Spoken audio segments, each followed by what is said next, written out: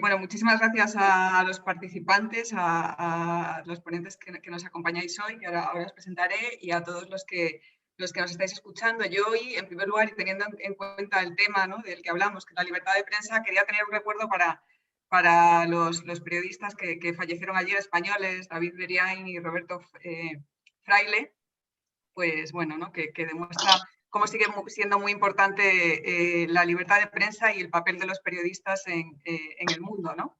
Que bueno, pues teniendo en cuenta el tema del que hoy vamos a hablar, pues me parecía tener este pequeño recuerdo. Y el tema es un poco, queríamos hablar sobre la libertad de prensa y el punto de vista desde Estados Unidos, desde Bruselas, ¿no?, un poco desde la visión de Europa, Bruselas como centro de Europa, y desde España. Y entonces para eso nos acompañan pues 3 magníficos periodistas. La verdad que ha sido una suerte y estoy muy, muy agradecida de que hayáis aceptado mi invitación. Os voy a presentar y luego os daré paso para que en unos minutos digáis un poco lo que queráis, porque luego ya os acribillaremos a preguntas, pero bueno, como en estas cosas pasa que al final uno se va y dice, pues no he dicho lo que quería decir, porque al final hemos ido por otros derroteros, pues por eso tendréis unos minutos así al principio, pero os voy a presentar a los 3 primero, ¿no? En primer lugar, presento a Concha Lozano, que ha sido corresponsal de la cadena COPE en Bruselas durante 16 años, donde ha tenido la oportunidad de cubrir los principales acontecimientos de Europa, ¿no?, en todos esos años, y desde allí ha sido enviada a varios países para eso, ¿no?, para cubrir los últimos acontecimientos más relevantes que han ocurrido en Europa en los últimos años, ¿no? También ha sido jefa de prensa en el Parlamento Europeo, en la delegación española del Partido Popular Europeo, y desde 2015 es profesora asociada en el Máster de Estudios Europeos de la Universidad Libre de Bruselas, y trabaja ahora mismo, colabora con varios medios, entre ellos es corresponsal de Onda Madrid. También muchísimas gracias, Concha, por acompañarnos, y estoy segura de que con esa trayectoria nos vas a contar muchas cosas muy, muy interesantes. Un placer y muchísimas gracias por la invitación, Mercedes. Y también nos acompaña Carmen Chumarín, que es licenciada en Ciencias Políticas por la Universidad Complutense de Madrid, periodista de la Escuela Oficial de Periodismo. Empezó en Radio Nacional de España, ¿no?, como nos decía ahora, y fue fundadora del País, donde ha estado 37 años. También ha sido corresponsal de la cadena SER en Italia y el Vaticano. Ha sido columnista y entrevistadora en muchísimos medios, muchos, que no los voy a mencionar, de todos los que son, ¿no? Y en la actualidad pues escribe en Infolibre y participa en las tertulias de Telemadrid y de Onda Madrid. Y nos acompaña también como vocal de la Junta Directiva de la Asociación de la Prensa de Madrid, ¿no?, por esa visión que también hablábamos de la libertad de prensa desde España, aunque con tu trayectoria nos vas a poder hablar de muchos otros sitios, la verdad. Pero bueno, y luego nos acompaña también, muchísimas gracias, Carmen, por acompañarnos, la verdad. Y nos acompaña Pablo Pardo, que bueno, hace mucho que no nos veíamos, pero fuimos compañeros en Expansión, ya en otra vida casi. Y desde entonces, bueno, él lleva ya muchos años en Estados Unidos, la verdad, 18, no sé exactamente cuántos lleva, donde es corresponsal del mundo. Es periodista y doctor de filosofía, y actualmente colabora también en un programa, Club de Prensa, del canal NTN de 24, donde colabora como experto en política internacional y de Estados Unidos. Y luego también nos acompaña, muchas gracias, Pablo. Y muchísimas gracias porque sé que has dejado una crónica, que has hecho, o sea, de verdad me he sentido fatal, porque vamos, tiene muchísimo mérito, de verdad, muchísimas gracias. Y bueno, también nos acompaña como copresidente de la sección Manuel Sánchez.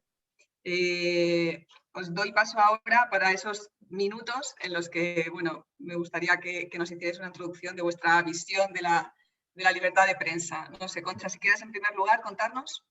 Bueno, pues nada, lo primero, un saludo a todos los que se han unido a esta, vamos a decir, tertulia, ¿no?, o debate, no sé cómo lo vamos a llamar, pero bueno, en cualquier caso, muy agradecida por la invitación. Es un honor para mí estar con vosotros y con compañeros de tan relevante experiencia.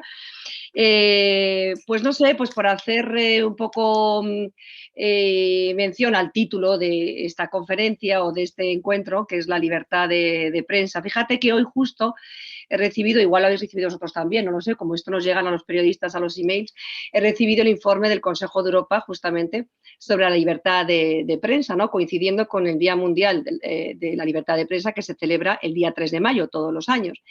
Y bueno, no me ha dado tiempo a leerlo entero, obviamente, porque lo he recibido hoy como a las 12 o así, pero bueno, evidentemente, como sabía que iba a entrar aquí, pues me lo he estado ojeando, ¿no? Y tal y como hacen otros organismos, y ya ha hecho desde Europa, las instituciones europeas, el Parlamento, el Consejo, la Comisión, organismos y organizaciones que representan a los periodistas, Reporteros Sin Fronteras, etcétera, etcétera, pues viene a constatar una vez más, ¿no?, que el retroceso en una libertad que se considera adquirida, pero que para nada lo es, el retroceso en los últimos años, no solamente en aquellos países que pensamos que puede ser más normal que se produzca ese retroceso, sino que ya se produce en países donde la democracia está plenamente adquirida y en países que a lo mejor ni nos imaginábamos.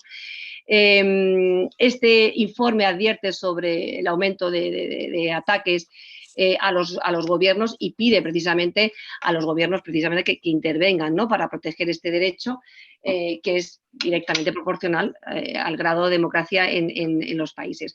Solamente os voy a leer, aunque lo he ojeado bastante y luego si queréis lo comentamos, os voy a solamente leer el índice del informe, solamente los epígrafes que luego el informe propiamente desarrolla, ¿no?, por capítulos, pero solamente el índice dice: agresiones físicas, acoso e intimidación, vigilancia, recortes del presupuesto, condiciones de trabajo negativas, la pandemia y la repercusión sobre el trabajo que ejercen los periodistas, acoso virtual, desprestigio, criminalización del periodista, acoso judicial. Todo eso, un aperitivo de lo que es el informe y que luego desarrolle, que si queréis, por no extenderme más ahora, pues lo podemos ir comentando. Y hay un capítulo expresamente precisamente a la repercusión de la pandemia desde el año pasado sobre el trabajo de los periodistas. Bueno, esto lo lanzo así a modo de aperitivo y luego, si queréis, pues lo desarrollamos. Muy bien. ¿Intervengo yo ahora? Sí, por favor, Carmenchu. Muchas gracias. Sí. Es que si no, no se me oye muy bien, ¿no? Bueno, yo creo que puede afirmarse que en líneas generales al poder, a los poderes, los periodistas no le gustamos, excepto los de cabecera, que también los hay, claro. Es cierto que a veces los periodistas podemos tener la piel un poco fina, no somos intocables y estamos sometidos a las leyes como todo el mundo, pero también hay que hacer constar que la Constitución, en su artículo 20, tutela justamente las libertades de expresión e información, que debe ser verdad, esto se refleja, aunque no se refiere solo precisamente a los informadores, ¿no? Concha aludía al informe que ha salido en Bruselas, en Europa, y yo tenía el último de Reporteros Sin Fronteras, que es brutal, es descorazonador, que dice que el periodismo está en un palpitante deterioro, palpable deterioro a nivel mundial. Es decir, ellos estudian 180 países, solo 12 de los cuales hay un entorno favorable para la información. Es decir, 7% de países que tienen una libertad de información bastante amplia y que, como podemos imaginar, pues están encabezados por Noruega, Finlandia, Suecia y Dinamarca, que son los países que lo tienen mejor a este respecto. De 180, España ocupa el puesto 29. Puesto 29 que evidentemente hace referencia también a cómo se han dado pasos atrás en la libertad de información en nuestro país.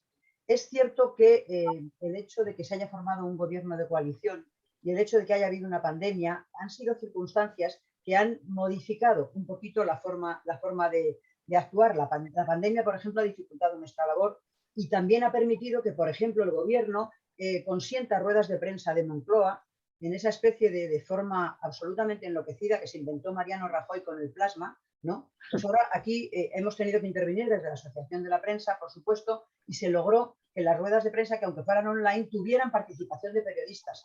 Obviamente siempre con un poquito de matización intermedia por parte de la Secretaría de Estado para la Información, puesto que ellos daban paso a unos y a otros, aunque bien es cierto que se hacía un pequeño sorteo, ¿no? digamos, ¿cuáles han sido principalmente los problemas en España? Por eso me voy a referir en España. En España, y desde la Asociación de la Prensa hemos tenido bastante trabajo con comunicados, ahora entraré en ellos.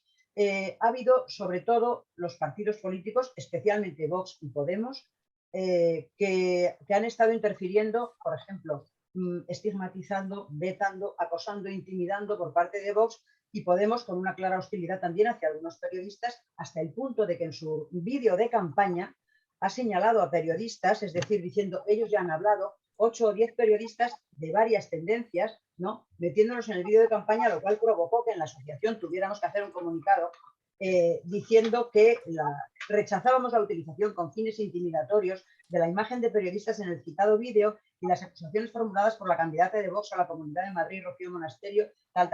Bueno, en definitiva, por haceroslo breve en este terreno, desde noviembre de 2019, que estaba esta junta directiva en la Asociación de la Prensa, hemos tenido que hacer 11 comunicados denunciando acciones intimidatorias de Vox, 4 sobre Podemos, sobre señalamientos que ha hecho Podemos, y 9 sobre el gobierno, por esto que os decía, de matizar, tamizar y tener bastante poca transparencia en su relación con la prensa. Es decir, que, bueno, entre las del gobierno, evidentemente, también participa Vox, puesto que tienen gobierno de coalición. Las intimidaciones llegan hasta anteayer, prácticamente. Tengo aquí señalado un diputado de Vox, llamado Víctor Sánchez del Real, que el otro día en San Sebastián de los Reyes a una periodista del Plural pues la acosó, la intimidó, le dijo, en fin, de todo. Yo creo que los partidos, es más, hay otros partidos que evidentemente no tenemos tanta constancia ni lo hacen de otra manera. Hombre, yo que sé, pues el Partido Popular o el Partido Socialista no tienen este señalamiento tan absolutamente obvio, ¿no? Pues sí, puedes llamar al PP y que no te contesten o que no te contesten a lo que tú quieras, como pasa con cualquier partido político. Pero curiosamente sí que hemos tenido con el gobierno, con Vox y con Podemos, los 3 pilares un poquito de las quejas que podemos plantear desde este punto de vista. Venimos también, y por eso termino la intervención para que luego sigamos hablando de ello, venimos también de una ley, la ley Mordaza, que aprobó Mariano Rajoy en su gobierno de la mayoría absoluta, que ha sido la mayor amenaza contra las libertades públicas de los últimos años, según las asociaciones profesionales, no solo nacionales, sino internacionales, y que ha tenido, bueno, pues hitos como compañeros como Mercè Alcover, que fue evidentemente procesada porque se acercó, bueno, señalada y procesada porque se acercó al matrimonio Pujol cuando iban a declarar en la Audiencia Nacional y se salió un poquito de lo que la policía quería, o Asier López en el País Vasco y cogió imágenes de una actuación policial que no habían dejado ellos que se cogiera. En definitiva, yo creo que en España este puesto 27 de 180, o sí, era 27, 29 de 180, pues la verdad es que no nos puede hacer sentir muy orgullosos. Y yo creo que tenemos que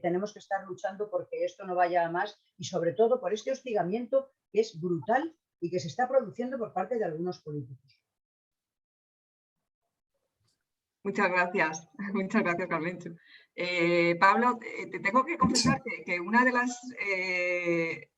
surgió un poco la idea de hacer esta sesión con una noticia que vi tuya, publicada en El Mundo, ¿no? Una noticia así que publicabas que Estados Unidos denunciaba el ataque a la prensa del gobierno español, ¿no? Que era pues un informe anual sobre los derechos humanos del Departamento de Estado y hablabas, pero también, o sea, a la vez que me leía la noticia también pensaba en todo lo que había pasado con Trump en Estados Unidos, ¿no? O sea, cómo la prensa ha sido muy protagonista de ese mandato.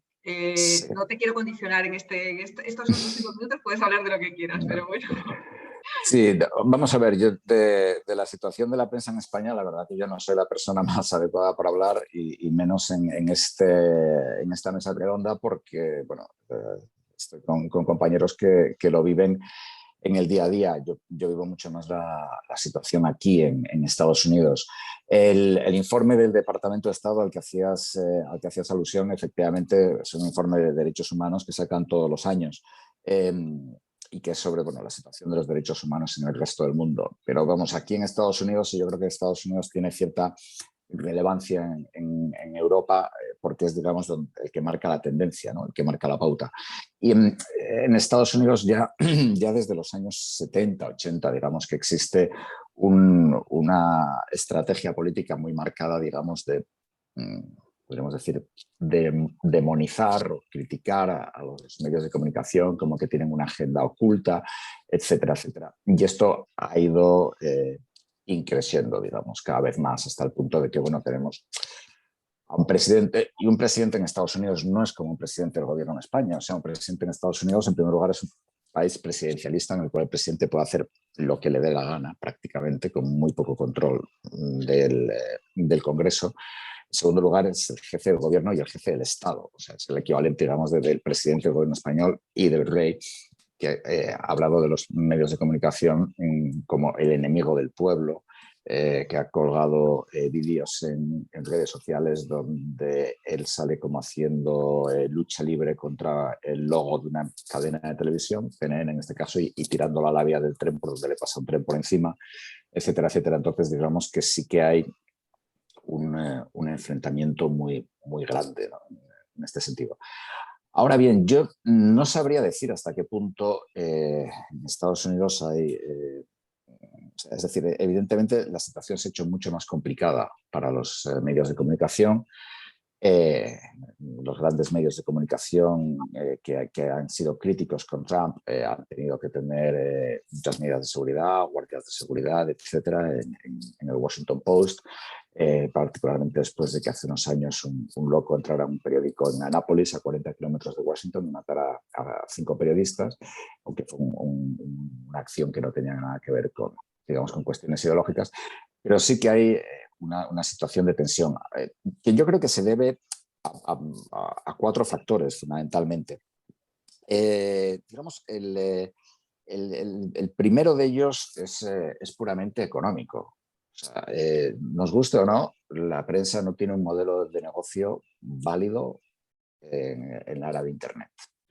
En Estados Unidos, esto lo dice Warren Buffett, que hasta hace un año y medio era dueño de 120 periódicos y los ha vendido todos. Hay 2 periódicos, tal vez 3, que tengan garantizado su futuro, que son el New York Times, el Wall Street Journal y tal vez el tercero sea el Washington Post. Es decir, el resto no tienen garantizado su futuro, el resto tienen un futuro muy, muy problemático. Y evidentemente, si no hay independencia económica, no puedes pedir independencia de otro tipo, porque los periodistas tenemos que comer, por así decirlo, de una manera cruda y clara. Estados Unidos está viendo, por ejemplo, hedge funds. Hay un hedge fund, Alden Capital se llama, que es bastante grande, que se dedica a comprar prensa regional y prensa local y básicamente a recortar los costes al máximo. Donde antes había 30 personas en una redacción, ahora hay 5, y así ganan dinero hasta que llega un día en el cual los cierran. Y como los periódicos normalmente tienen o tenían rotativas que están en suelo industrial y que es caro y están en el centro de las ciudades, pues venden los locales y con eso pues hacen un negocio fantástico. Pero digamos que este es el primer problema, y este es un problema que no es un problema, digamos, empresarial o un problema de avance tecnológico, o lo podemos enfocar desde muchos puntos de vista, pero no es un problema, digamos, político, ni es un problema institucional, llamémoslo X. Vinculado a esto, digamos, está también la explosión de las redes sociales, que aquí en Estados Unidos ha jugado un papel muy grande, y yo creo que en España también. Son redes sociales diferentes. Por ejemplo, en Estados Unidos WhatsApp no existe. Bueno, sí existe, de hecho es americana, pero no tiene impacto prácticamente. Pero aquí lo que funciona, muchos, por ejemplo, Facebook, ahora TikTok, etcétera, etcétera. Twitter para la gente, digamos, más ilustrada, por falta de una expresión mejor. Pero bueno, la cuestión es que las redes sociales, y yo creo que esto, plantearlo en un foro de abogados es algo que a mí me parece interesante. Es decir, aquí en Estados Unidos las redes sociales no tienen responsabilidad legal por lo que ellos cuelguen. Es así de simple. El capítulo 230 de la Ley de Decencia de las Telecomunicaciones de 1996 creo que dice, vamos, literalmente, que las redes sociales no son responsables de lo que en ellas se publica, que ningún medio en Internet o ninguna plataforma en Internet es responsable de lo que una tercera fuente, digamos, una tercera persona, tercera entidad, escribas. Literalmente lo que dice es: ningún proveedor o usuario de un servicio de ordenadores interactivo deberá ser tratado como el publicador de una información de otro proveedor de contenido informativo. Lo cual indica que literalmente pueden decir lo que quieran o pueden echar a quien quiera. Es decir, yo desde la teoría de QAnon, que en Estados Unidos ha tenido y sigue teniendo mucha potencia, digamos, que es una teoría que dice que Trump lucha contra una red de pederastas a escala mundial que controla el mundo, en la cual están Hillary Clinton, el Papa Francisco, o sea, es una verdadera locura. Pero digamos, Facebook o Twitter pueden poner eso sin ningún problema y lo han puesto, y luego han quitado a todos los que decían que después del ataque al Congreso el 6 de enero, han quitado a todos y tampoco ha pasado técnicamente absolutamente nada. Mañana Facebook está discutiendo si lo vuelve a reinstaurar o no. Entonces, yo creo que este es también un elemento que juega un papel muy importante. Y el tercer elemento es evidentemente el cambio en la actitud de la opinión pública. En parte enfatizado por las redes sociales y también por la proliferación de webs que, digamos, hoy en día, hoy no hay barreras de entrada en los medios de comunicación y yo no sé si esto está pasando en España, que yo sepa no, pero tal vez sí. Es decir, hoy en día cualquier millonario en Estados Unidos se puede montar una web enorme. Tenemos a la familia Mercer, son muy republicanos, que han montado Breitbart, que ahora ya está en Gran Bretaña también, que es ha sido el gran portavoz de Donald Trump. Son multimillonarios de Renaissance Technology, de un hedge fund de Wall Street, uno de los mayores. Y bueno, de Breitbart vino Stephen Bannon, que fue el jefe de campaña de Donald Trump, que luego precisamente ha estado en contacto con Salvini, según algunos con Vox. Vox lo ha negado, pero bueno, digamos que al margen de estas cuestiones, pero cualquier multimillonario en Estados Unidos se puede comprar un periódico. El señor de Eurovegas, Sheldon Adelson, se compró el periódico de Las Vegas y además se lo compró de tal manera que era imposible saber que él se lo había comprado. Fue una investigación de los propios periodistas del periódico de Las Vegas los que descubrieron quién les había comprado el periódico, y era Sheldon Adelson. Digamos, hay multitud de casos. Cuando se habla de Jeff Bezos, compró el Washington Post por $250 millones, eso para Jeff Bezos es como salir a cenar con tu mujer una noche, lo que le cuesta. Entonces, digamos, es muy fácil tener medios que, aunque pierdan dinero, sirven para calentar a la opinión pública, por así decirlo. Y finalmente, yo creo que a pesar de todo este entorno, a pesar de esta desconfianza brutal, a mí, por ejemplo, me han pasado cosas curiosas. Una vez cubriendo una visita de los Reyes de España en Nueva Orleans, me fui un día que no había programa, me fui al delta del Mississippi a ver caimanes. Y cuando estaba viendo los caimanes, la gente que estaba conmigo en el safari, digamos, me preguntó: ¿y usted qué hace? No, yo soy periodista. Y todos se fueron. Nadie quería hablar conmigo porque verdaderamente los periodistas en gran parte de Estados Unidos somos los enemigos del pueblo. Por cierto, el pueblo donde estaba viendo los caimanes se llama Barataria. Es un pueblo que toma su nombre de la ínsula del Quijote. Pero los medios tradicionales que sobreviven, yo creo que están haciendo un trabajo muy decente, digamos, tan bueno o tan malo como hacían antes. Es decir, yo nunca he sido partidario de santificar la prensa estadounidense. Creo que la prensa estadounidense es tan buena o tan mala como la española, con todos mis respetos. O sea, y lo mejor que hay que hacer para comprobar eso es leer lo que escribe de España la prensa estadounidense, y muchas veces podemos preguntarnos en qué país están viviendo. Con lo cual, yo creo que la prensa estadounidense, digamos que toda la presidencia de Trump ha mantenido su independencia, sus sesgos ideológicos, cada uno tiene los suyos, y a pesar de esta depauperación constante, yo creo que han mantenido el tipo bastante bien. Con lo cual, digamos que es un panorama bastante complejo, pero en el cual yo creo que el factor económico, el factor empresarial y el factor tecnológico juegan un papel muy importante. No solamente es la polarización de la opinión pública, sino es también la falta de un modelo económico viable. Muchísimas gracias, Pablo. Bueno, entre los tres ya os habéis tocado así, habéis hecho titulares de todos los temas, que está fenomenal, porque es verdad que habéis hecho, ¿no? Habéis pintado un poco el escenario de las amenazas que hay ahora para la libertad de prensa. Yo quería, aprovechando que tenemos un profesor, aprovechando que está Manuel, que como he dicho antes es profesor de Derecho en Ciencias de la Información, ¿nos podías hacer un pequeño, o sea, situarnos un poco en la importancia y en la protección del derecho de prensa como derecho de información, Manuel, para que ya siguiéramos con el debate. Pues yo creo que sí, creo que yo soy profesor de Derecho a la Información, trato que los periodistas salgan derechos, digo yo en plan de jocoso, ¿no? Suerte tuviste, Pablo, que no te tiraron a los caimanes en lugar de salir corriendo. Bueno, yo creo que hay algo que es muy importante y es que lo han dicho el Tribunal Constitucional Español, lo ha dicho la Corte Suprema de los Estados Unidos. La libertad de información es un derecho prevalente, dice el Tribunal Constitucional, o como dice la Corte Suprema de los Estados Unidos, ocupa una posición preferente dentro del conjunto de los derechos fundamentales. Y esto es así porque la libertad de información o el grado de libertad de información viene a confirmar la calidad de la democracia, ¿no?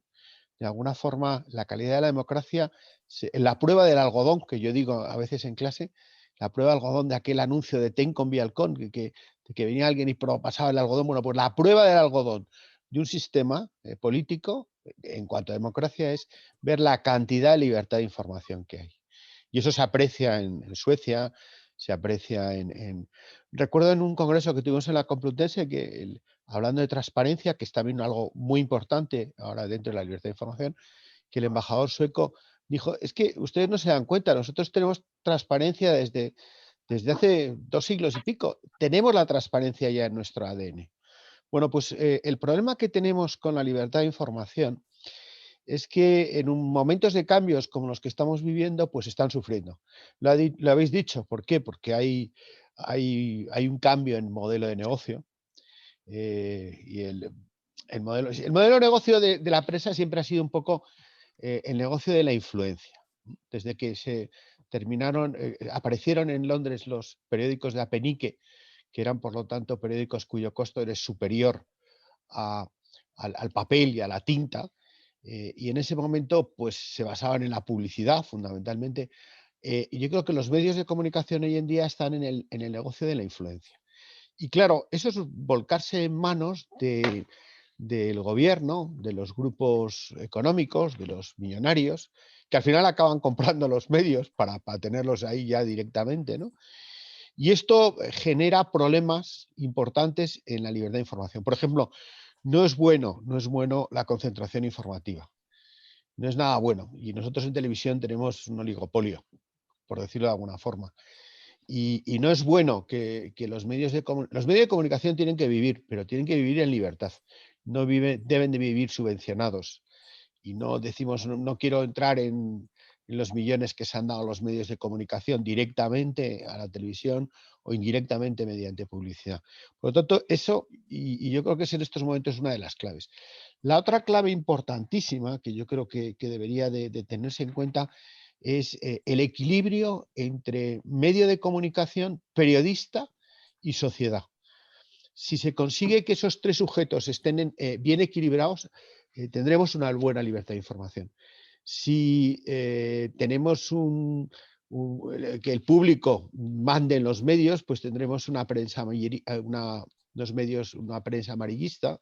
Si tenemos unos medios de comunicación completamente volcados en manos de los empresarios, pues tendremos unos periodistas, pues como se está viviendo hoy en día en la mayoría de los medios, o si tenemos grandísimas estrellas que deslumbran, pues a veces también eso tampoco es muy bueno. Por lo tanto, yo creo que el equilibrio es esencial, ¿no? Y vuelvo a repetir que estamos en un momento de cambio y en este momento de cambio Internet ha cambiado todo. Hoy en día tiene más influencia un influencer o alguien que tiene una página web que se ha puesto de moda que un medio de comunicación. Y los medios de comunicación tienen algo muy importante y es profesionalidad. Y eso a veces el público no lo aprecia. Nosotros como periodistas, yo también soy periodista, deberíamos de conseguir vendernos como profesionales de la información. Nosotros tenemos una delegación del público para proporcionarle información, para proporcionarle opiniones relevantes, y eso deberíamos de venderlo. Igual que la gente confía en un abogado para que le defienda, a un médico para que le cure, o un electricista para que le arregle la instalación eléctrica. Bueno, pues debe de confiar también en los profesionales de la información. Y eso hay que venderlo, Pero claro, en este Te interrumpe, pero ¿cómo se puede vender? Porque si en eso estamos de acuerdo, pero la dificultad es cómo venderlo. Pues yo creo que ¿Cómo ganas esa credibilidad con todos esos problemas de los que hablas tú y de los que nos hablaba antes Pablo, ¿no? De la supervivencia de los medios, de que el periodista tiene que comer, de que... ¿no? Yo creo que la clave es una palabra que se llama confianza. Hay que generar confianza en el público. Y ojo, porque la confianza es muy difícil de ganar y muy fácil de perder. Y eso se logra mediante hacerlo bien. Y yo me callo porque es más importante escuchar. He soltado ahí la palabra confianza y Concha ya levanta la mano, Carmencho ya levanta la mano. Venga, os toca. Concha tiene la clave para ganarse esa confianza. No, para nada, perdona, no quería interrumpirte, lo siento mucho, Manuel. Era simplemente que pedía la palabra para luego añadir y complementar lo que han dicho mis compañeros, sobre todo Pablo, que efectivamente uno de los grandes problemas es la libertad de prensa, de información y de actuación de los propios periodistas, esta concentración de los medios, y lo que quería añadir es que esta situación se reproduce, por supuesto, en Europa, que como es mi parcelita, de donde tengo que hablar, que es de Bruselas, pues quería añadir esto, ¿no? 2/3 de los Estados miembros acaparan el 80% de los medios de comunicación en Europa.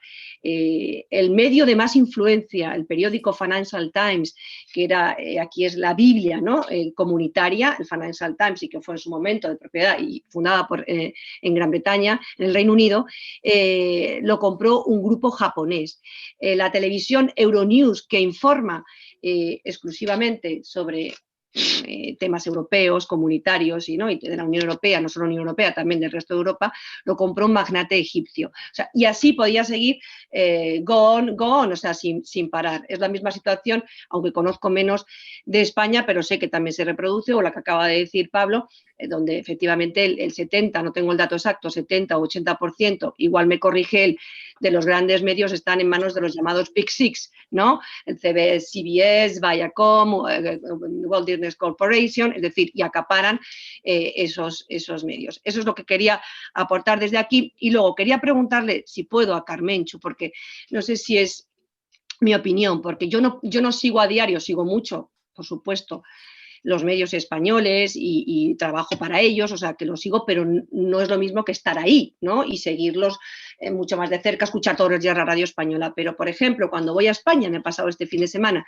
tú nombrabas los ataques o las injerencias del poder, vamos a llamarlo así, del poder político contra los periodistas. Completamente, sí, completamente de acuerdo.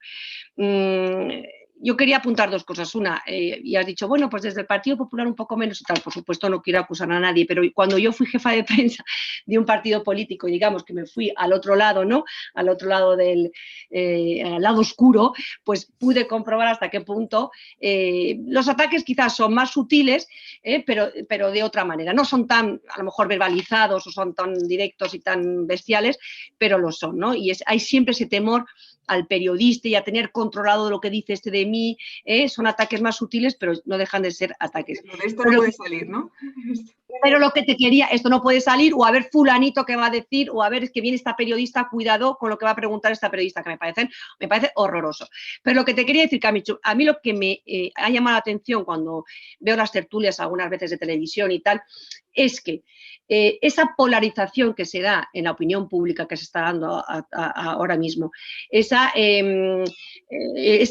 público que está exacerbado, opinión política, los ataques en las redes sociales, ese debate tan, a veces me parece fuera de sí, yo lo he visto en los periodistas y a mí me llama la atención, porque cuando veo las tertulias y tal, me parece que los criterios básicos de un periodista, que deben ser la imparcialidad, la capacidad crítica, la capacidad de contraste de fuentes, es que no la veo. Y es que veo al periodista exactamente igual, desacerbado, de partidario, con un partido político con el otro, que a mí me parece que, digo, es que no están ejerciendo el periodismo como tal. Llamaros contertulios, analistas políticos serán eso, pero de periodistas no ejercen. Y esto es tirar piedras a lo mejor sobre mi propio tejado, pero a mí me llama la atención, quizá porque lo vivo menos y no lo noto tanto desde aquí, desde Bruselas, que claro, yo escucho las tertulias europeas de la BBC, de la televisión belga y tal, y es otro panorama. Y cuando me conecto a una española,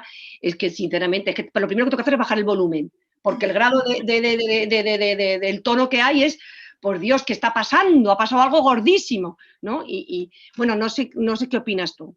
Tú citabas al PP y líbreme el cielo de pensar el PP es una hermana de la caridad, ningún partido. No. Es decir, el PP con sus portavoces, su silencio, sus engaños, su no atenderte, su barrer para casa. Pero quiero decir que comparado con lo que hemos tenido con Vox, por ejemplo, Sí. o incluso con Podemos, pues evidentemente, sin querer decir que son extremos, sí. no ha habido tanto caso, tanta incidencia. Lo hacen de otra manera. Chita callando, llamado también el pellizco de monja. O sea, quiero decirte que en definitiva no es que te atiendan y te abran las puertas. Insisto, ningún partido, ninguno es una hermana de la caridad. ¿Qué sucede con la polarización en España? Es cierto que en muchas tertulias es tremendo que más que periodistas parecen hooligans. Y yo, de verdad, que ya solo pido, yo creo que estamos bajando tanto el nivel, que yo ya solo pido que mis contertulios sean educados. Imagínate a qué nivel estamos llegando, ¿no? O sea, el ataque personal, el insulto, la mentira redonda, pero monda y lironda, y que te la tienes que tragar y que en ese momento dices, oye, un momento que no, te gritan por encima. Bueno, es evidente todas estas fórmulas de gritar por encima para que no hables tú, etcétera, etcétera. Eso se ve muchísimo. Se ha exacerbado, yo creo, bastante con la irrupción de la extrema derecha, que a mí me parece un problema gravísimo y además no solo en España, sino en toda Europa. Se ha exacerbado mucho y sobre todo cuando la extrema derecha empieza a ser necesaria para gobernar en determinados estamentos, ¿no? Entonces, eso sí que ha hecho verdaderamente, porque bueno, son gente que, digamos, yo no dudo que Vox es un partido democrático, puesto que está en el Parlamento, pero sí dudo bastante que se comporte como tal, por así decirlo, ¿no? En sus formas, sobre todo en sus manifestaciones, etcétera, etcétera. Pero vamos, por supuesto que es un partido parlamentario y es un partido que tiene el espacio que tiene, que por cierto es altísimo. No sé en otros países de Europa, pero 53 diputados es una barbaridad para las ideas que defienden y las barbaridades que a mi juicio dicen.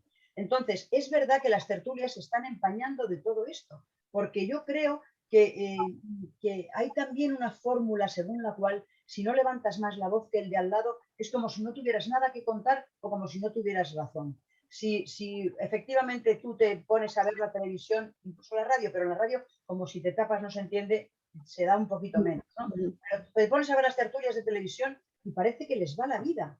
Algunos porque van con el argumentario. Ya he dicho antes que periodistas de cabecera los hay y los ha habido siempre, y yo afortunadamente, y creo que casi ninguno actualmente, somos muy corporativos en esto. Es decir, yo defiendo unas normas y unas reglas éticas y desde luego me da igual que sea periodista, ingeniero de caminos o fontanero, si no se cumplen, no se están cumpliendo. Y entonces yo creo que deberíamos bajar muchísimo el tono. Hay quien dice, por ejemplo, en la campaña electoral en la Comunidad de Madrid, que ha subido decibelios de una manera brutal. Hay quien dice, bueno, a partir del 5 de mayo a lo mejor baja o no baja, pero es que yo creo que queda un daño, que queda una laceración, no solo en los partidos y en la sociedad, sino en los periodistas, que es de lo que estamos hablando, que es muy, muy negativo y es muy perjudicial.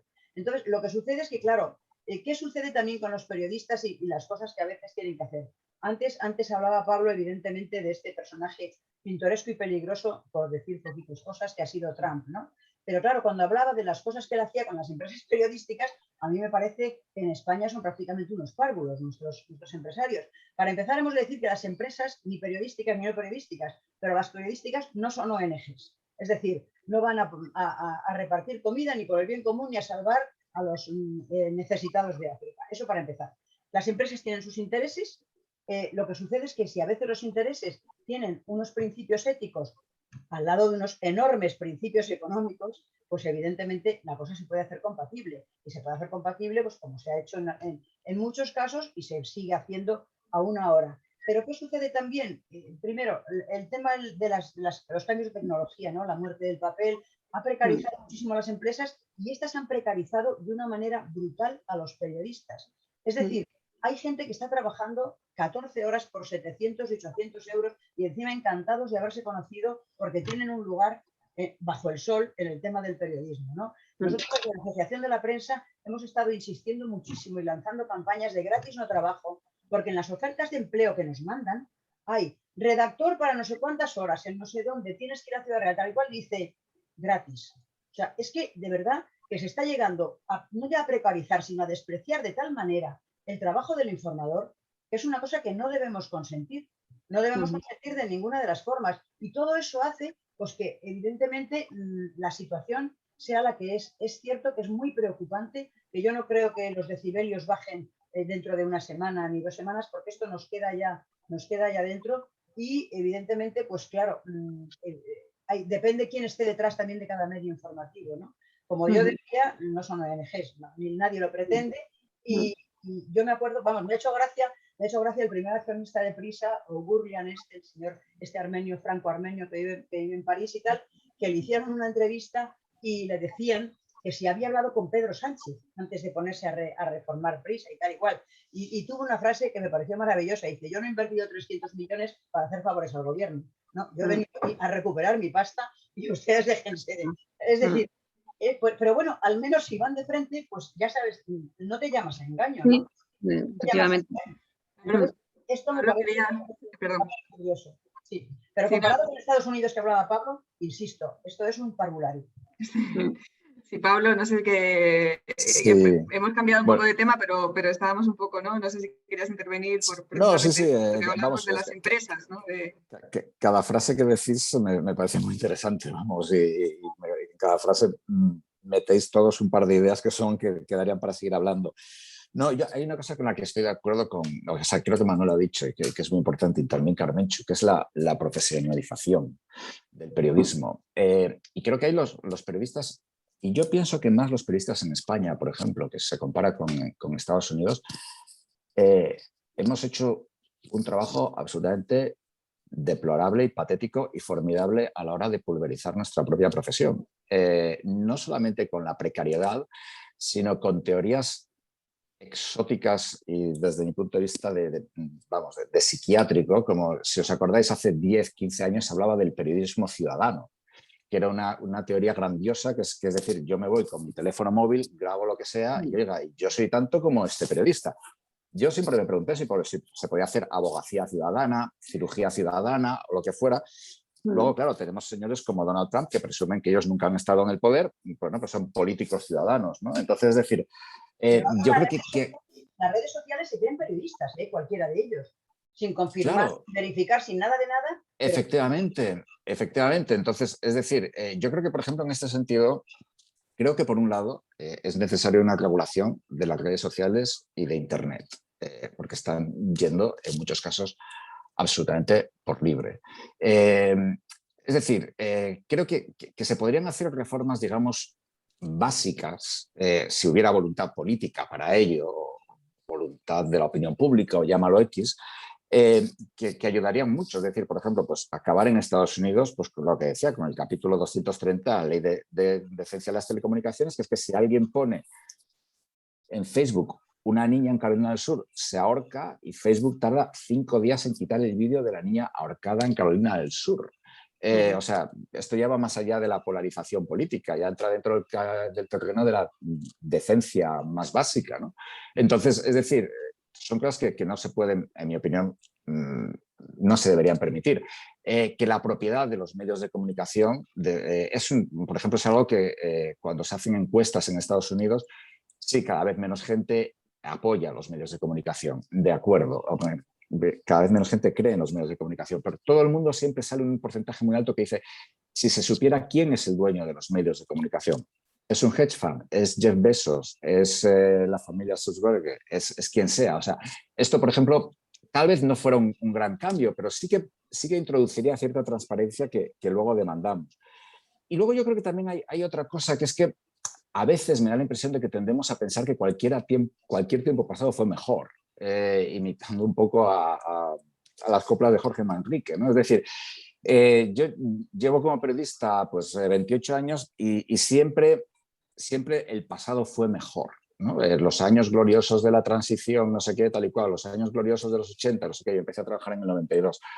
Y bueno, siempre ha habido problemas y siempre los partidos políticos han tratado de manipular y siempre ha habido licencias en España, por lo menos con la televisión, y siempre hemos tenido un problema muy grande de publicidad institucional, etcétera. Entonces, es decir, también hay muchos problemas que no es que sean nuevos, en mi opinión, que llevan mucho tiempo existiendo y que nunca se ha actuado sobre ellos, ¿no? O sea, es decir, muchas veces, si hay 6 cadenas que controlan las noticias, nos parece que hay un oligopolio.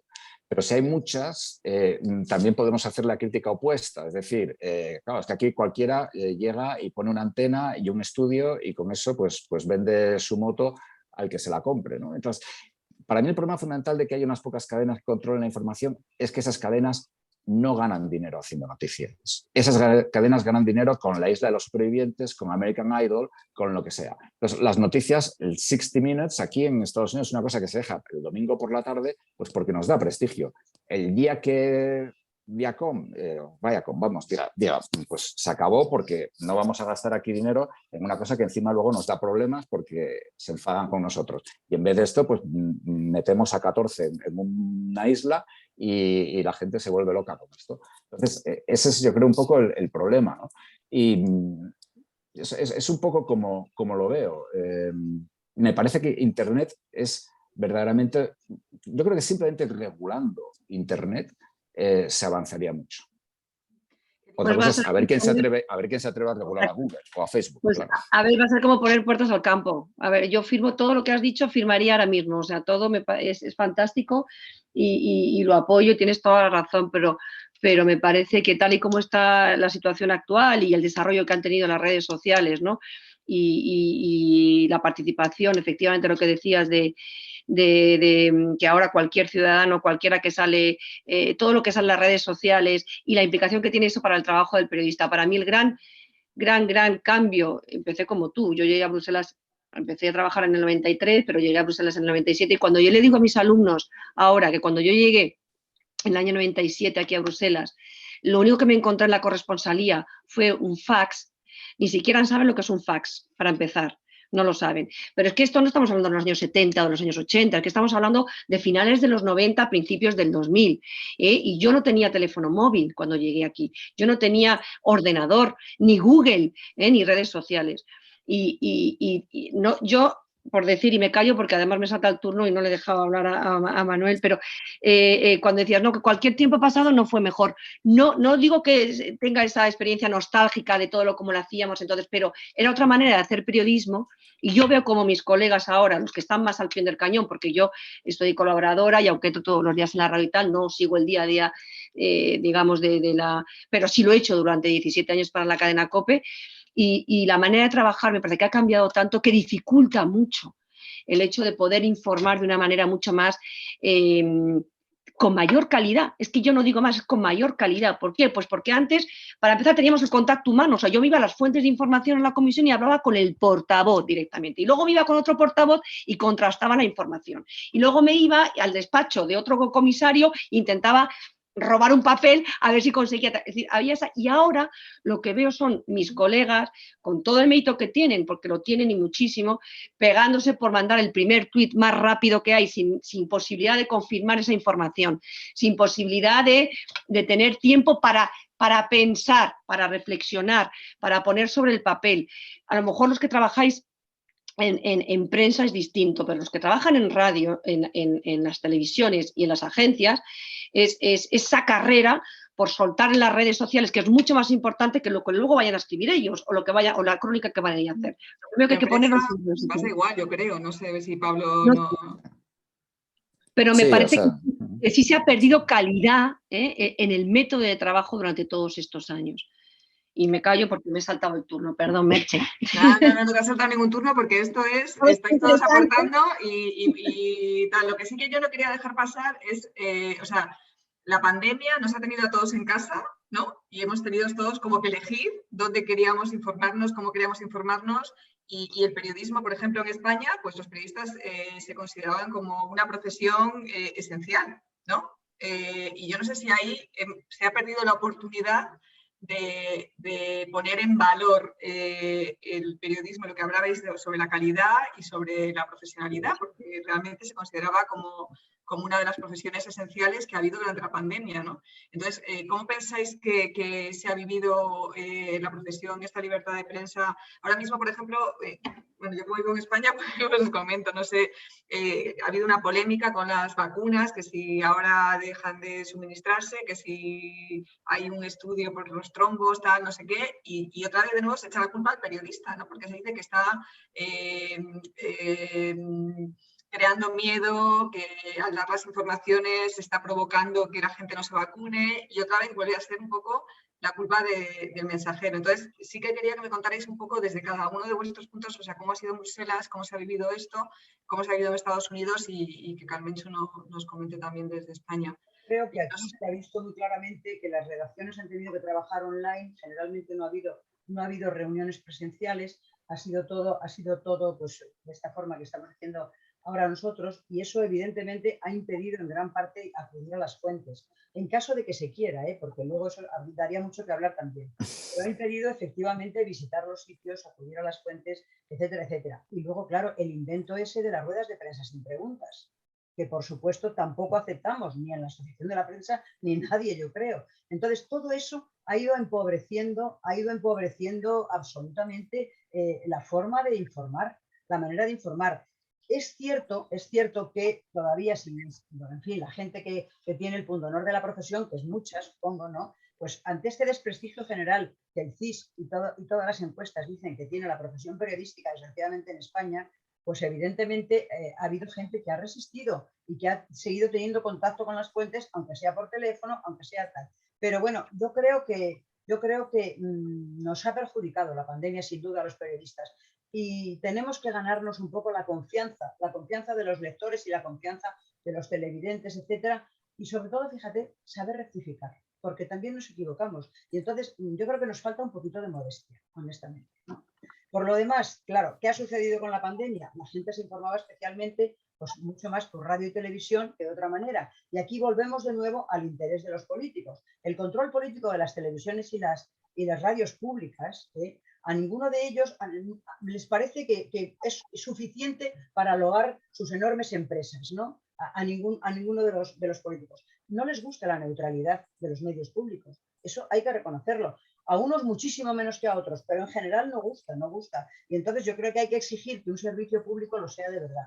Y durante la pandemia se ha visto bastante que la gente se informaba sobre todo por los audiovisuales, no solo por los públicos. Evidentemente hay cadenas también privadas, pero me da la impresión de que hemos dado un pequeño paso atrás en la capacidad de informar y sobre todo lo que no querría yo es que nos hubiéramos un poquito aletargado y acomodado a que se puede hacer todo lo que mi compañero Pepe Comas, gran corresponsal en Bonn durante muchos años, llamaba el periodismo ratonero, ¿no? Era el periodismo con el ratón. Lo buscas en internet y lo cuentas sin ir a ningún sitio y sin hablar con nadie. Entonces, yo creo que eso es muy grave y que la pandemia ha contribuido a que nos echemos un poquito para atrás. ¿Concha o Pablo?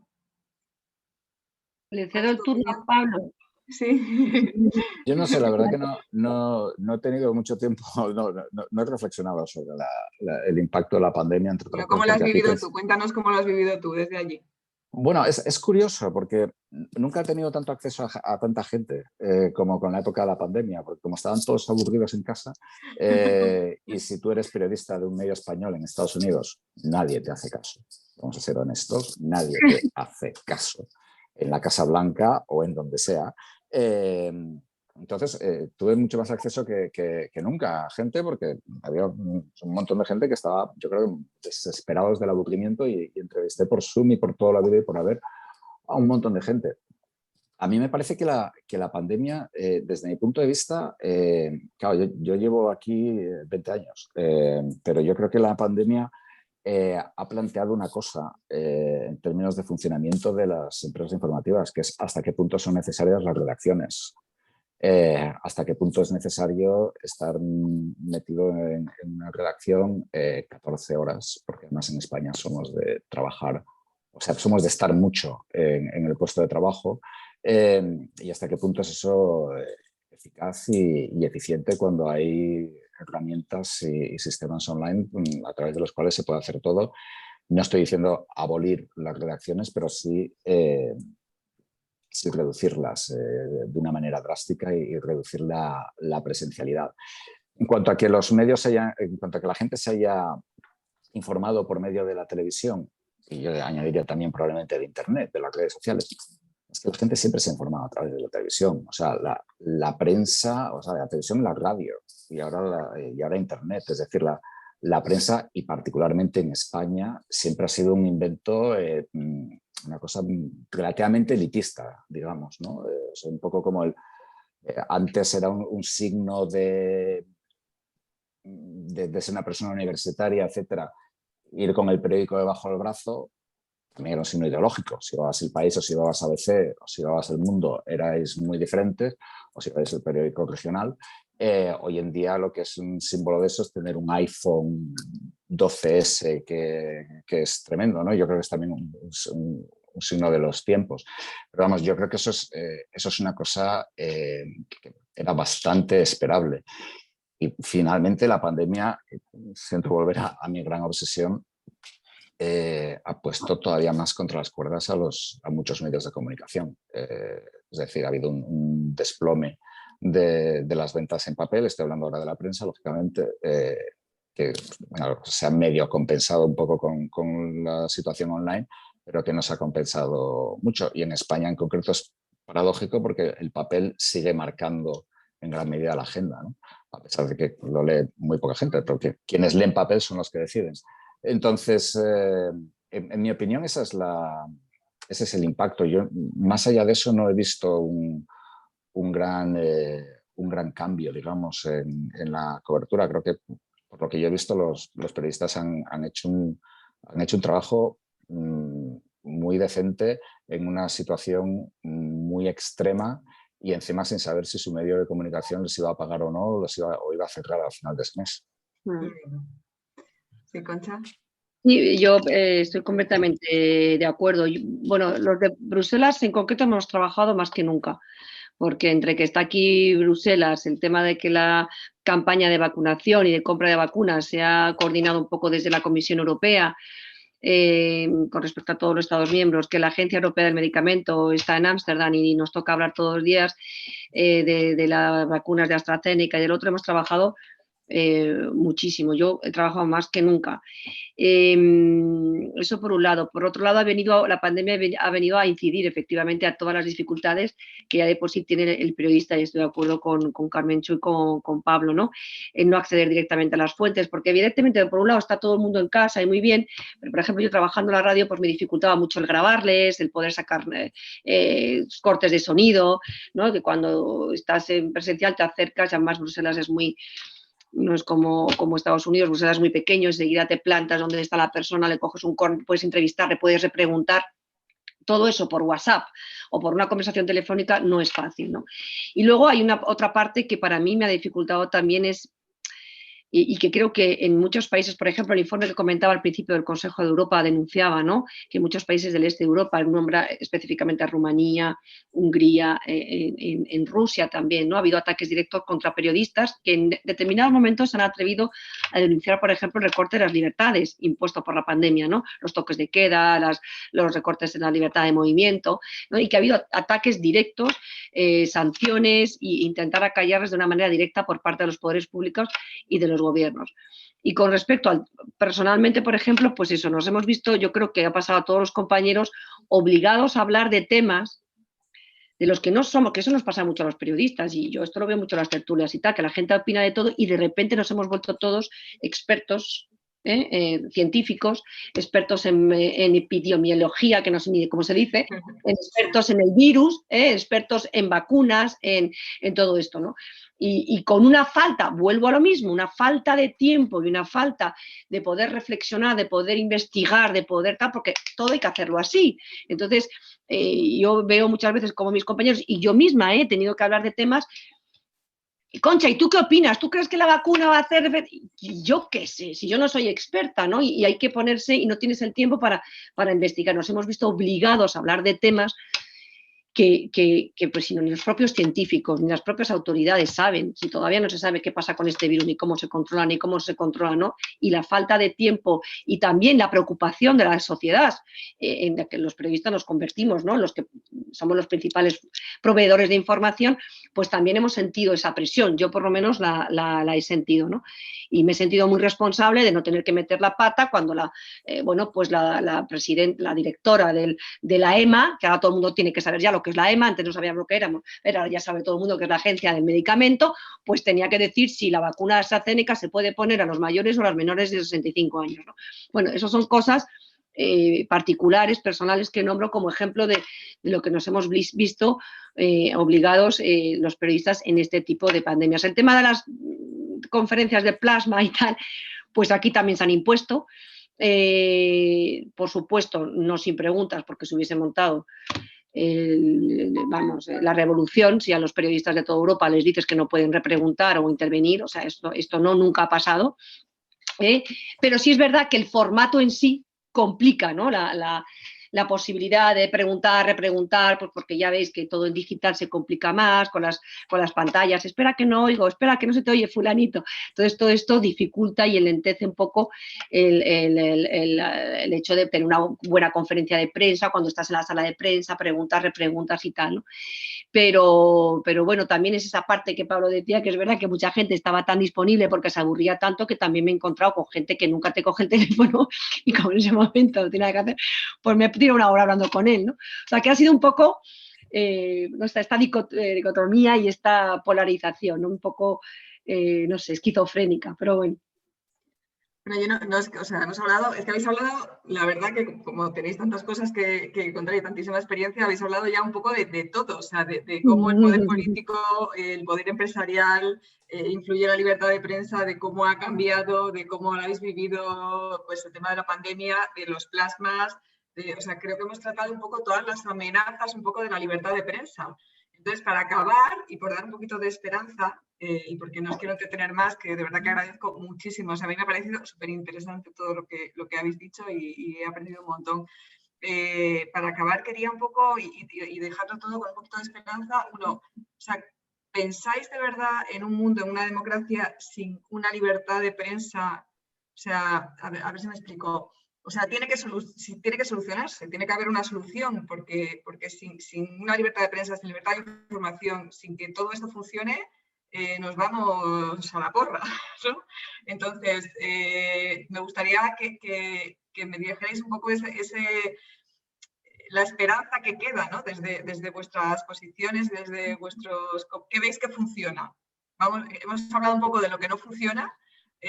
Os voy a pedir ahora que me digáis qué creéis que todavía funciona y por qué todavía hay esperanza, ¿no? De que siga habiendo libertad de prensa.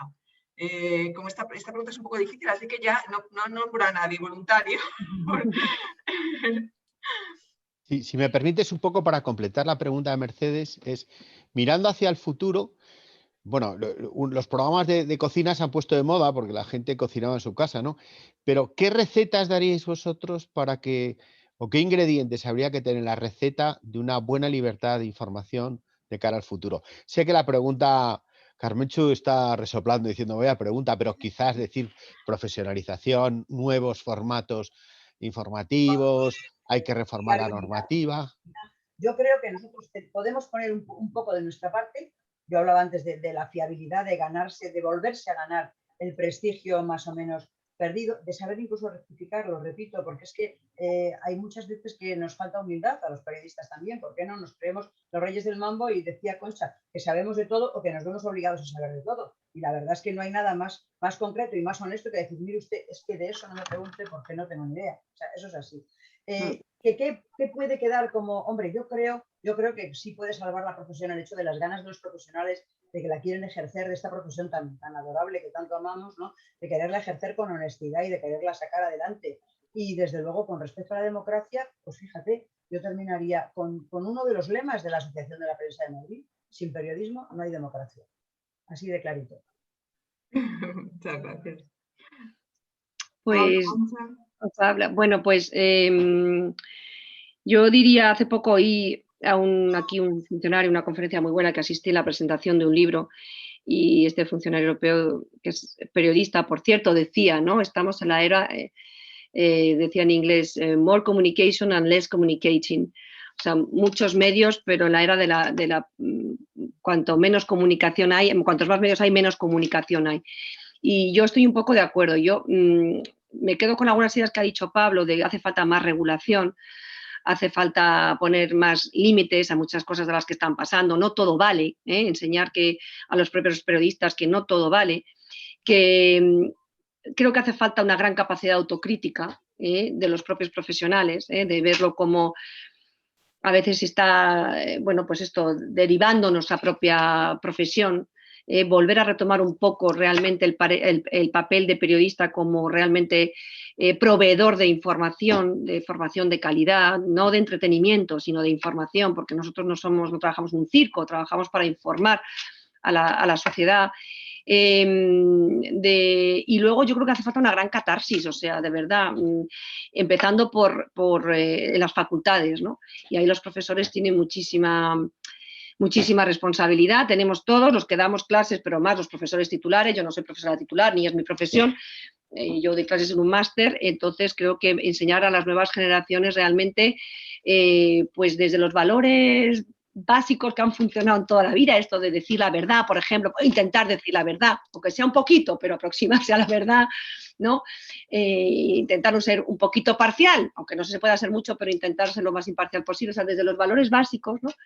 Y luego hace falta una gran asignatura que se está promocionando mucho y proyectando mucho desde las instituciones europeas y que, lo siento, parezco como umbral hablando de mi libro, no quiero decir eso, pero nosotros nos damos en el Instituto de Estudios Europeos donde trabajo, que es Media Literacy en inglés, es alfabetización en medios, es decir, enseñar a la población, ¿no? Esa capacidad crítica, el saber cómo funcionan los medios, especialmente en esta era de los medios digitales, de esa capacidad para comprender y para entender, la capacidad crítica para dilucidar dónde puede estar realmente la información veraz, intentar luchar contra la desinformación, contra la información parcial. Es decir, este tipo de información que parece básico, pero que yo creo que se ha perdido mucho en las facultades. Y luego a la población en general, pues esto, alfabetizar otra vez en los medios, ¿no? Y una buena capacidad crítica y de autorreflexión de la profesión. Creo que realmente hace falta. Muchas gracias. Yo, bueno, la verdad que claro, es una pregunta muy difícil. Filosófica, casi. Muy filosófica, efectivamente. Efectivamente, pero yo creo que también, yo quiero defender un poco a los periodistas. Es decir, yo creo que los periodistas somos un reflejo de la sociedad. También hay que preguntarle a la sociedad qué periodistas quiere y qué información quiere. Entonces, es decir, yo creo que es muy complicado educar o formar a los periodistas en decir la verdad, si luego cuando el periodista está en una redacción o en una empresa o colaborando probablemente de su casa para un medio, porque es lo que cada día se lleva más y cobrando con 4 meses de retraso y cosas así, cuando le sucede eso, un segundo que... Perdón, ¿me recibís? Sí. ¿Hola? Te oímos. Vale, es que he perdido la imagen, pero bueno. Es decir, el periodista que está en esa situación ve que un compañero suyo que ha publicado una noticia completamente falsa o una noticia completamente tendenciosa es la noticia que de verdad vende, es la noticia de la que se habla en las redes sociales, es la noticia por la cual le llevan a la televisión, es la noticia por la cual le suben el sueldo. Entonces, es decir, el incentivo no es ya solamente digamos, de los periodistas, es también un poco la sociedad. La sociedad tiene que decidir lo que quiere. Es decir, si tú estás, ahora mismo en Estados Unidos hay políticos repitiendo que Joe Biden va a prohibir comer carne. Entonces, bueno, es decir, no solamente son los informadores pueden hacer hasta un cierto punto, pero si de lo que se trata es que, bueno, si tienes que comer de nuevo, tienes que comprometer una serie de principios, es una cuestión mucho más complicada. Entonces yo creo que es una cuestión que va un poco más allá solamente, o sea, evidentemente los periodistas podemos hacer mucho, los periodistas debemos hacer mucho, pero los periodistas tenemos que luchar en primer lugar por ser más profesionales y porque nuestras propias empresas nos tomen más en serio y tomarnos más en serio a nosotros mismos. Pero también, digamos, es un poco, los periodistas somos un reflejo de la sociedad, ¿no? Es decir, las cuestiones como la rapidez, dar una respuesta inmediata en todo. Esto no solamente los periodistas, las agencias gubernamentales, las agencias regulatorias, todos dan su opinión inmediatamente de lo que sea, así esté bien, regular o mal, ¿no? nunca decir no a nada, o nunca decir no sabes de algo, porque eso digamos que es cometer suicidio profesional en el ámbito periodístico, pero también en muchos otros ámbitos que tienen que ver con la comunicación, ¿no? Entonces yo creo que los periodistas en buena medida somos un reflejo del mundo en el que vivimos y que al margen evidentemente de los problemas serios que tenemos, y vuelvo a insistir, por ejemplo, la formación y la profesionalización creo que son muy importantes y creo que queda muchísimo por hacer. Creo que se están haciendo cosas, pero todavía muy, muy despacio y vamos por detrás de los acontecimientos en muchos casos.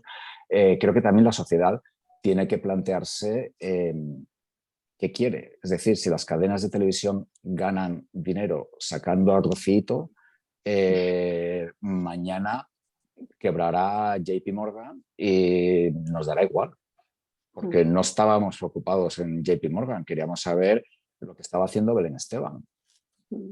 No sé si me he pasado un poco de cínico, pero vamos. Pablo, es un hecho. pero no te olvides una cosa, que el fenómeno Rocito lo ha sacado un medio. Y en este momento lo está explotando y explotando y explotando. Y cuando termine con Rocito empezará con su exmarido. Y si no, al tiempo. Pero es un medio que no tiene, pero es un medio que no tiene noticias. Es un medio que solo tiene entretenimiento. Sí, pero el problema es que si tú alimentas a la gente con carne humana, a lo mejor Joe Biden lo que es prohibir la carne humana, pues al final, perdonar que la barbaridad, ¿eh? Al final te piden carne humana en el sentido de esto. Y ese es el gran problema. Desde luego, lo que sí que tengo que decir, que desde la Facultad de Ciencias de la Información de la Universidad Complutense, perdona, Concha, que yo también venda un poco lo mío, tenemos unos excelentes alumnos, tenemos unos excelentes profesores y procuramos, y de hecho creo que lo logramos, ¿no? porque... Dices. ¿Eh? Se tuercen después, ¿no? Pues yo no sé qué, pero yo cuando enciendo la televisión digo, anda, este ha sido alumno mío y esta también.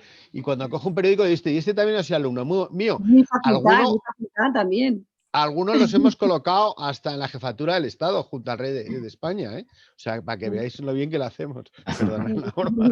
Comunidad de Madrid. También estuvo alumna. Pero vamos, para que sepáis que alumnas mías, vamos. Las dos eran alumnas tuyas. Las dos, sí. O sea, que eres culpable de algunas cosas. De algunas. Se han torcido después. Al final estamos descubriéndolo todo. Carmenchu, me vas a permitir que te diga una cosa. La radicalización de nuestra política no empieza en Vox. Empieza en Pablo Iglesias y con la tuerca, ¿eh? Esto como daría para otro debate, Manuel. Eso daría para otro debate. Y este yo creo que ya, oye, de verdad, muchísimas gracias. Para mí ha sido un placer escucharos, de verdad. He aprendido un montón y me ha encantado teneros a todos y que aceptáis la invitación tan generosamente. Nada, nos robamos más tiempo y muchísimas gracias. Un placer. Muchas gracias a todos. Muchas gracias y espero conoceros en persona lo antes que pueda. Estupendo, adiós. Estáis invitados a la Facultad de Ciencias de la Información cuando queráis. Muy bien. Muchas gracias. Y además, me he presentado a decano, no saldré, pero vamos, si soy decano, os organizo y hago. Una primicia informativa. Hoy empieza la campaña electoral, por eso me he atrevido a decirlo. Muy bien. Mucha suerte. Hasta luego. Venga, gracias. Hasta luego. Gracias. Hasta luego, muchas gracias.